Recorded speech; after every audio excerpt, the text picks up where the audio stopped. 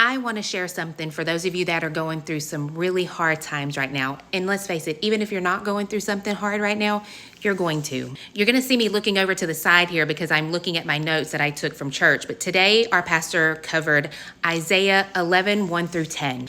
Isaiah has this vision, and even in the midst of despair of Israel, he still has this grand vision. The pastor's going on and reading these verses, and he starts talking about a personal story with him and his wife. They have this plant, and the plant was like flourishing. Then all of a sudden, it starts withering away.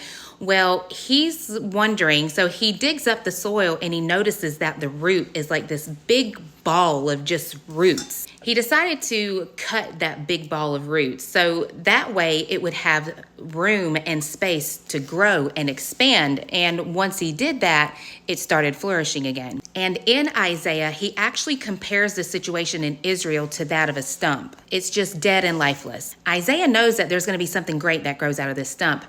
Here it says that Isaiah picks up on something in the wind, said that the wind blows across the stump. And with that wind, it makes him have this great hope. And I wrote down here that it's even a miracle that Isaiah can have this vision because of just how bleak Israel looks.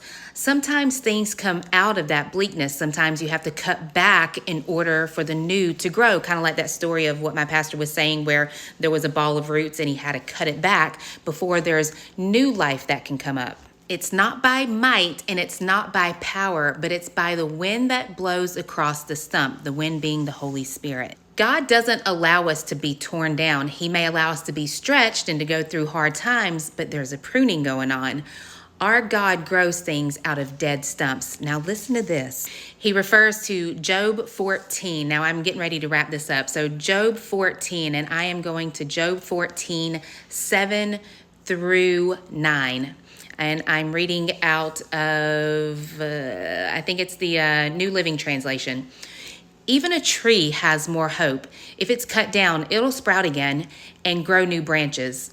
Though its roots have grown old in the earth and its stump decays, at the scent of water, it will bud and sprout again like a new seedling. Today spoke to me because all of us, I know each of us, it doesn't matter if it looks like big or small to somebody else, but it is our stump. It seems like it's dead and lifeless, like there's no real hope. How can something come from where we're at? To me, what this says is that if you have the vision, it's clearly the truth and it's going to come to pass, but we have to see it through. We have to believe, we have to hold the faith.